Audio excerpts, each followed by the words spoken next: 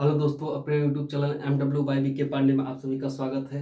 Hello दोस्तों, आज मैं 2018 BHU CHS का 2018 क्लास 9th का हिंदी का एनसाल पेपर, जो प्रीवियस ईयर जो पेपर बना वो पेपर हुआ था 2018 में, उसका हिंदी का जो जो क्वेश्चन पूछा गया है 20 क्वेश्चन, उसके साथ GS जो क्वेश्चन पूछा गया है वो इस वीडियो में कराऊंगा।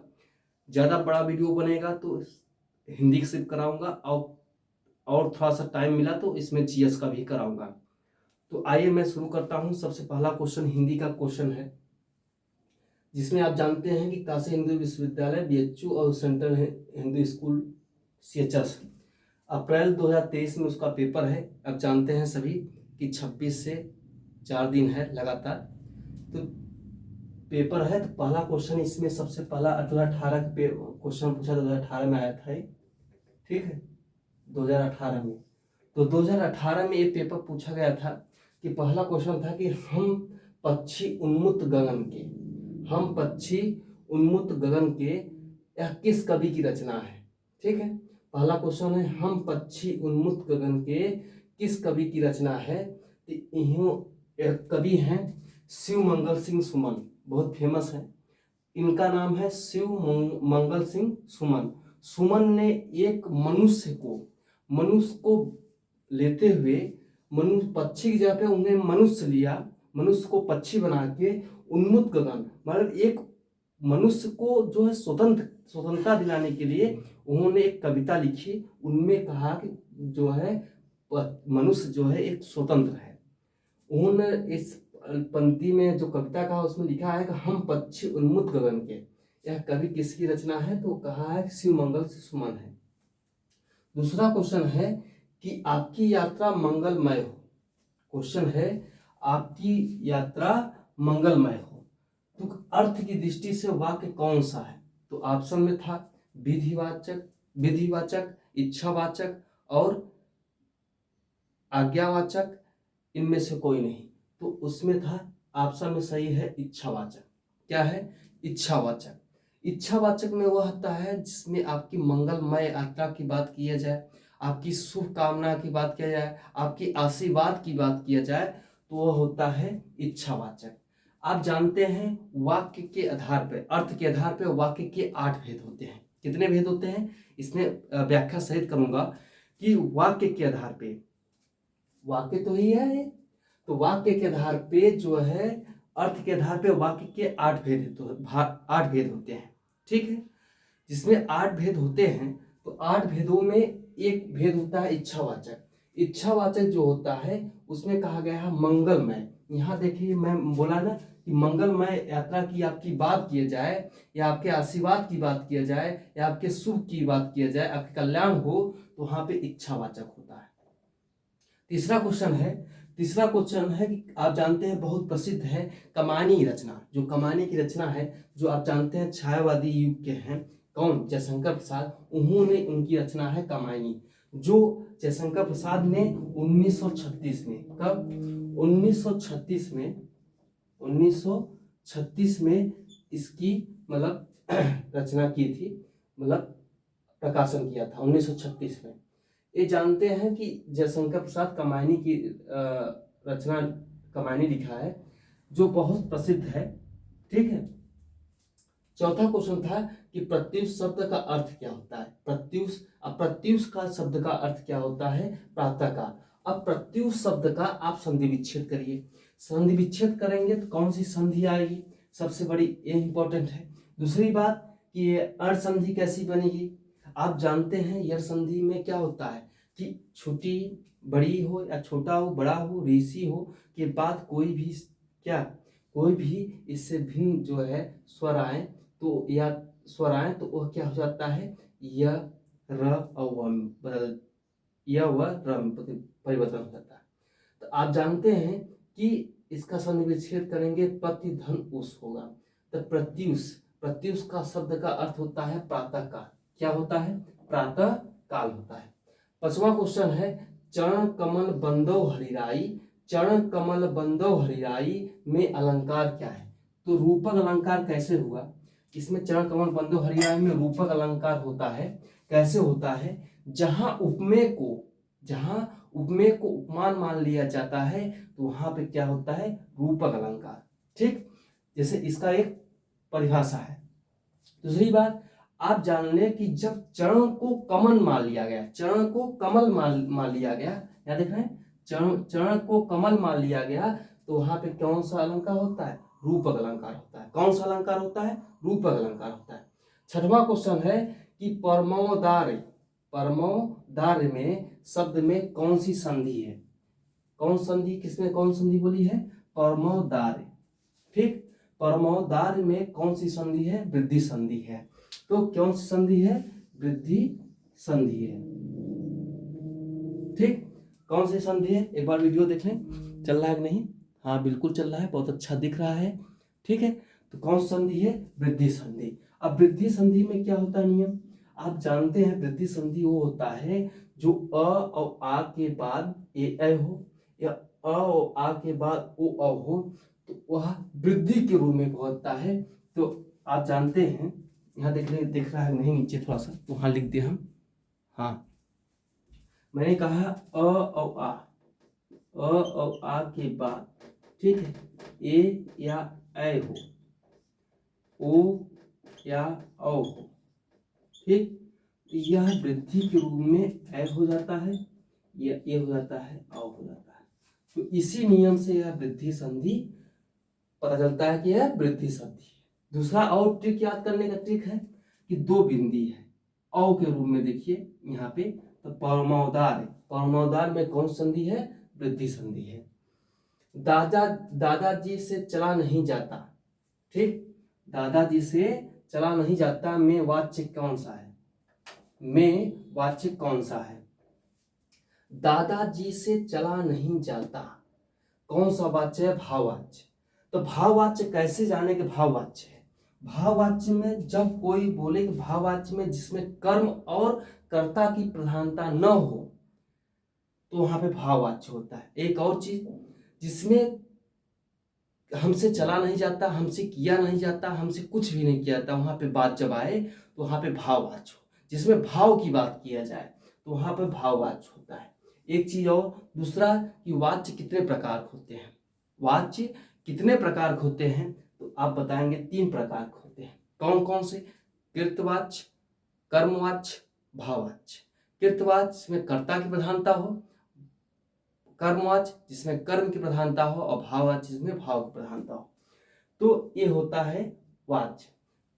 8वां क्वेश्चन है, आग में घी डालना, आग में घी डालना में मुहावरा आपको बताना है। आग में घी डालना, आग में घी डालना का मुहावरा आपको बताना है।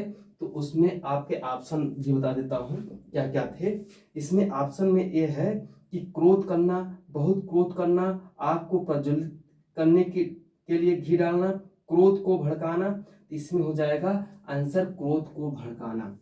ठीक, ऑप्शन कोई नहीं मिल रहा था, ये आंसर होगा, इसमें डी था, क्रोध को भड़काना। ठीक, आग में घी डालना का मुहावरा होता है क्रोध को भड़काना। 9वां क्वेश्चन है नीलकमल, नीलकमल में कौन समास है, कर्मधारय समास।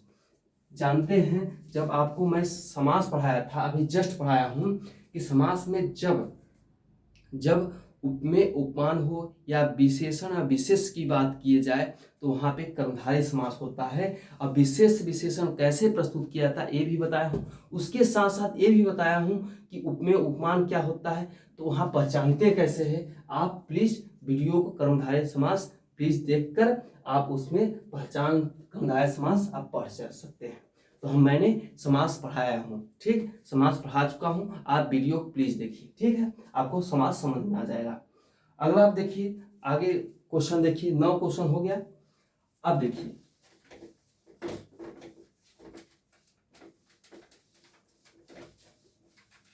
अगला क्वेश्चन, इसमें एक चीज ध्यान दीजिएगा, इसमें सबसे अच्छी बात यह है कि आपके जो हिंदी क्वेश्चन है, हिंदी के जो क्वेश्चन पूछा था, जो पेपर बनता है हिंदी का, पेपरों में जो हिंदी क्वेश्चन रहते हैं वो 20 में से 3-4 क्वेश्चन जो है रिपीटेड रहते हैं, वही क्वेश्चन अगले ईयर में उतार देते हैं। ठीक, तो क्या होता है, अगले ईयर में वही क्वेश्चन उतार देते हैं। जैसे आपको लिख देता हूं, ये क्वेश्चन है, अब एक क्वेश्चन मैं आपको लिख देता हूं, वही क्वेश्चन आप 2019 के जो मैं आपको बनाया हूं वीडियो, उसमें आप देखेंगे कौन सा क्वेश्चन। एक क्वेश्चन है, अभी न होगा मेरा अंत, अभी अभी ही तो आया है मेरे जीवन में मृदुल बसंत। ये मैं क्वेश्चन 2019 में कराया हूं। अभी अभी न होगा मेरा अंत, अभी न होगा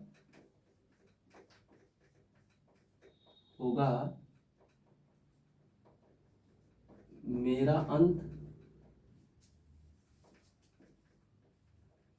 मेरा अंत अभी अभी ही तो आया है, अभी अभी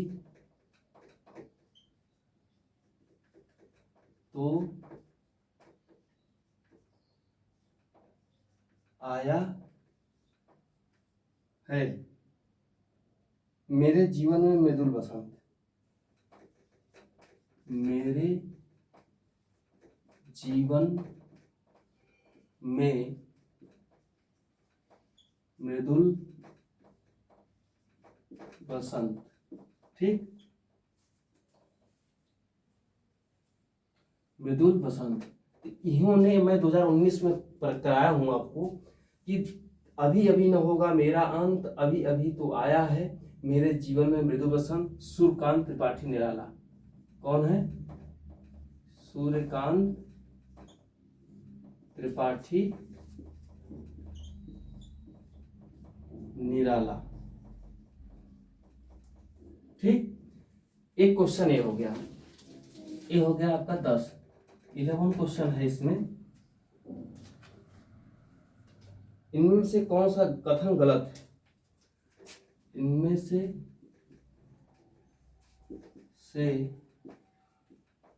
कौन सा कथन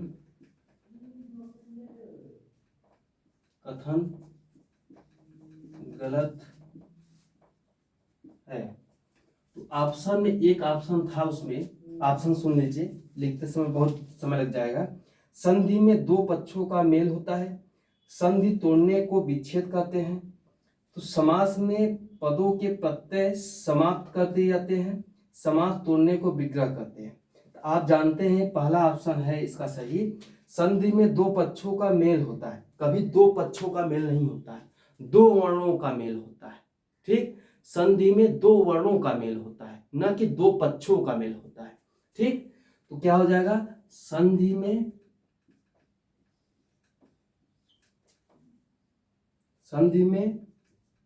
दो पक्षों का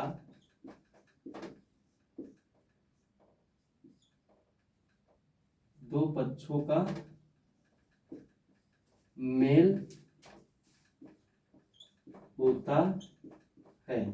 तो इसमें एक आंसर होगा, इनमें से कौन सा कथन गलत है? यहाँ पक्षों के जब पे दो वर्णों का मेल होता है। किसका? दो वर्णों का मेल होता है। ठीक, संधि में हमेशा दो वर्णों का मेल होता है। ठीक है, एक क्वेश्चन, अगला क्वेश्चन है इसमें,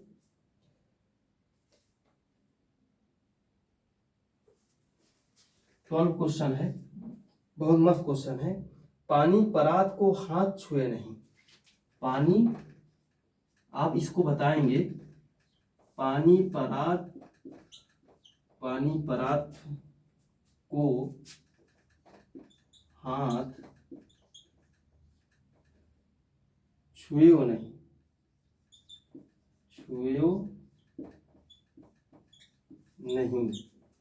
ठीक है। नैनन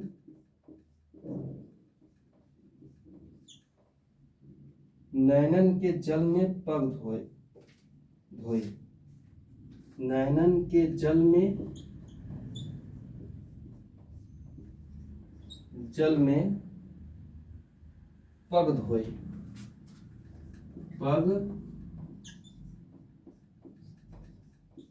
धोए, ठीक। क्वेश्चन है, पानी परात को हाथ छुएयो नहीं, माने पानी को पानी में जो परात में जो पानी था उसको हाथ छुए नहीं, नैनन के जल से होगा, जल से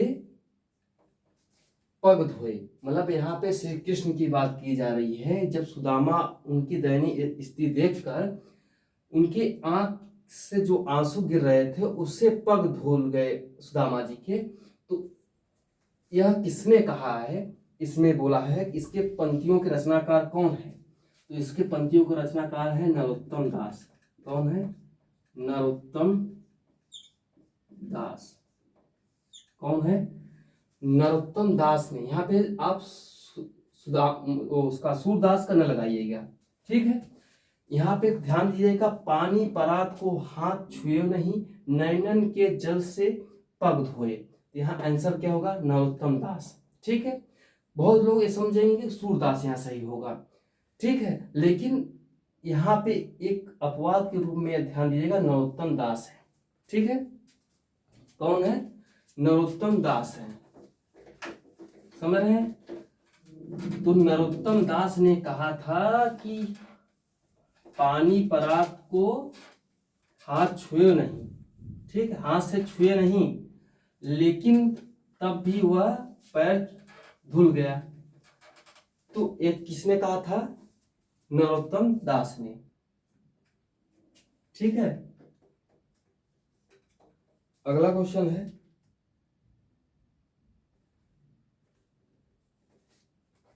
अगला क्वेश्चन इसमें सबसे अच्छा है। अध्यापक छात्र से पाठ पढ़वाता है। अध्यापक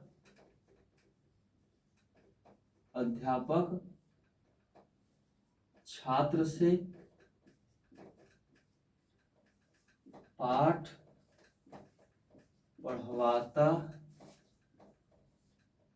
है, ठीक। ये हो जाएगा, क्या हो जाएगा? कौन सी संज्ञा है? जब अध्यापक जो है, ठीक है, कौन सी क्रिया है? अध्यापक छात्र से पाठ पढ़वाता है, ठीक है। जब किसी दूसरे से पढ़वाया जाता है तो वहां पे प्रेरणार्थक क्रिया हो जाती है। कौन सी? प्रेरणार्थक क्रिया होती है। अब प्रेरणार्थक क्रिया जो है उसका मैं आपको परिभाषा बताता हूं। आगे एक बार क्वेश्चन समझ लीजिए। अध्यापक जो है छात्र से पाठ पढ़वाता है, तो यहाँ पे होता है प्रेरणार्थक क्रिया। प्रेरणार्थक क्रिया उसे कहते हैं जब कर्ता किसी दूसरे से करवाता है। जब कोई काम दूसरे से करवाया जाए तो वहां पे प्रेरणार्थक जो होता है क्रिया कहलाता है। अगला क्वेश्चन देखिएगा। अपना काम अपने आप करना चाहिए, ठीक है। क्वेश्चन है, अपना काम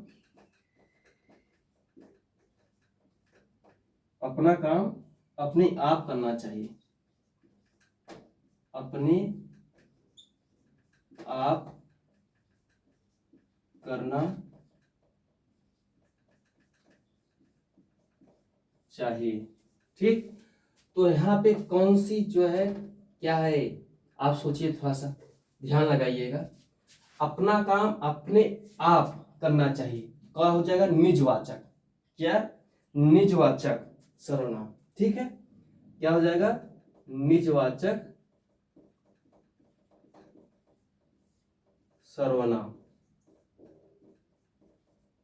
ठीक। कौन सा सर्वनाम? निजवाचक सर्वनाम, ठीक है। अगला क्वेश्चन है, पिता ने पुत्र को किताब दिया, कौन सा कारक है? पिता ने पुत्र को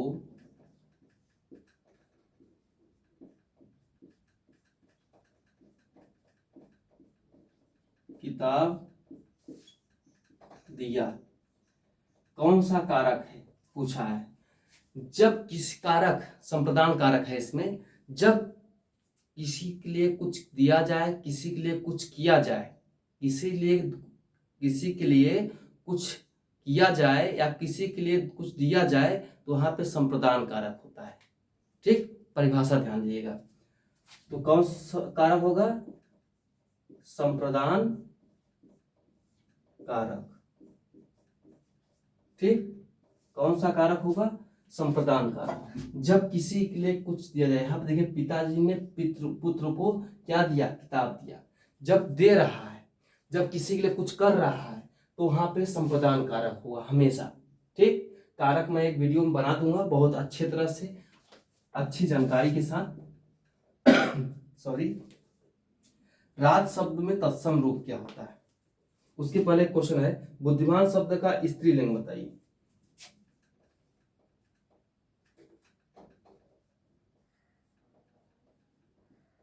बुद्धिमान शब्द में आपको स्त्रीलिंग बताना है। क्या बताना है? स्त्रीलिंग बताना है। क्या होता है? दिल बुद्धिमती होता है। क्या होता है? बुद्धिमती। ठीक है, बुद्धिमती। ये ध्यान दीजिएगा, ऑप्शन में बुद्धिमान का स्त्रीलिंग बुद्धिमती ही सब ऑप्शन दिया है, लेकिन कभी कभी छोटी ई को बड़ी कर दिया है, छोटी तित्ता में जो छोटी बड़ी है छोटी कर दिया है, किसी में इसको बड़ी कर दिया तो छोटी कर दिया है। तो इसको ध्यान दीजिए, शुद्ध के रूप में भी पूछता है कि बुद्धिमती कैसे लिखा जाता है। तो बुद्धिमान का शब्द का स्त्रीलिंग क्या होता है? बुद्धिमती होता है। क्या होता है? बुद्धिमती होता है। एक बार वीडियो देख ले, चल रहा है नहीं? क्या होता है? बुद्धिमती होता है। अगला क्वेश्चन देखिएगा, इसमें बहुत अच्छा है। रात शब्द का तत्सम रूप। रात शब्द का तत्सम रूप। ठीक, तत्सम क्या होगा? रात्रि होगा। तो रात्रि कैसे लिखा जाता है ये भी ध्यान दीजिएगा। ठीक है, रात्रि। ठीक, ध्यान दीजिएगा, रात शब्द का तत्सम रूप क्या हो जाता है? रात्रि होता है। ठीक, इतने क्वेश्चन आपके हो गए। अगला क्वेश्चन है, रचना के आधार पर शब्द के कितने भेद होते हैं? रचना के आधार पर शब्द के कितने भेद हैं? तो आप बताएंगे आंसर में, रचना के आधार पे 3 भेद हैं। कितने भेद हैं? 3 भेद हैं। कितने भेद हैं? तो रचना के आधार पे शब्द के कितने भेद हैं? 3 भेद। कौन कौन से हैं? रूढ़ हो गए, योग रूढ़ हो गए। ठीक है, रूढ़ हो गए, योग रूढ़ शब्द हो गए, और यौगिक शब्द हो गए। कौन कौन से?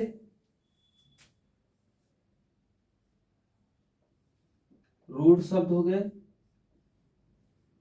ठीक है, पहला। दूसरा क्या हो गया? योग रूढ़ शब्द। तीसरा नंबर क्या है? यौगिक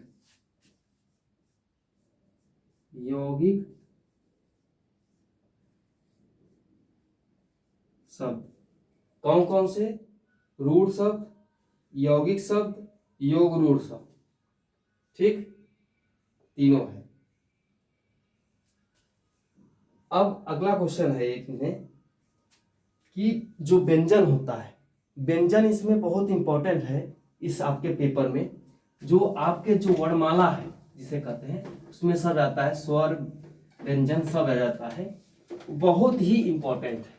ठीक, तो आगे सबसे पहले आपको विशेषण पढ़ाएंगे, विशेषण के बाद संज्ञा, संज्ञा के बाद वर्णमाला आपको पढ़ाएंगे, जो सबसे इंपॉर्टेंट है। ठीक है, बहुत ज्यादा इंपॉर्टेंट है, उसको मैं पढ़ाऊंगा। क्वेश्चन क्या है? इनमें से करा है किस व्यंजन का उच्चारण तालु से है?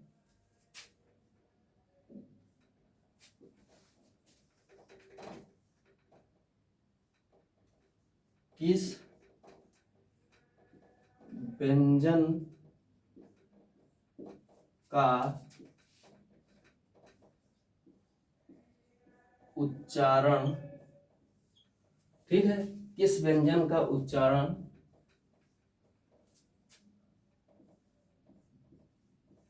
तालु से है? ऑप्शन देख लीजिएगा। ऑप्शन है क च ट त। क च ट और त। ठीक है, क च ट त। तो इसका आंसर क्या हो गया? च। तालु में क्या आता है? च आता है, छ आता है, ज आता है, झ आता है, उसके बाद तालव्य स आता है, फिर य आता है। ठीक, तो उच्चारण में ताल किस में आता है? तालव्य में च छ ज झ स य आता है। ठीक, अगला क्वेश्चन है इसमें से उष्म व्यंजन कौन से हैं? कौन सा पूछ रहा है? उष्म व्यंजन। क्या पूछ रहा है? उष्म व्यंजन पूछ रहा है। उष्म व्यंजन कौन से हैं? तो ऑप्शन देख लीजिए। ऑप्शन में क्या है? प व य स। प व य और स। प व य स। तो आंसर क्या हो जाएगा आपका? उष्म व्यंजन पूछा है ना, स हो जाएगा। आप जानते हैं उष्म व्यंजन क्या होता है? मैं आपको बता चुका हूं। उष्म व्यंजन वो होता है 2019 के जो वीडियो था उसमें बताया हूं, आप उसमें डिटेल उसमें बताया हूं, आप उसको वीडियो को देखिएगा तो वहां पे बहुत अच्छे से समझ में आ जाएगा। स को और क्या नाम से पुकारते हैं ये भी बताया हूं, प्लस य को किस नाम से पुकारते हैं ये भी बताया हूं, व को किस नाम से पुकारते हैं ये भी बताया हूं, ये सब बताया हूं। ये तो उसमें डिटेल बताया हूं। ठीक, आप इसमें बहुत अच्छी तरह से आप समझ गए होंगे हिंदी। वीडियो थोड़ा सा लॉन्ग बहुत ज़्यादा जा रहा है समय का, इसलिए इसमें हिंदी से पढ़ाते हैं, बताता हूं। अगले वीडियो में आपको GS 2018 बताऊंगा। जय हिंद, जय भारत।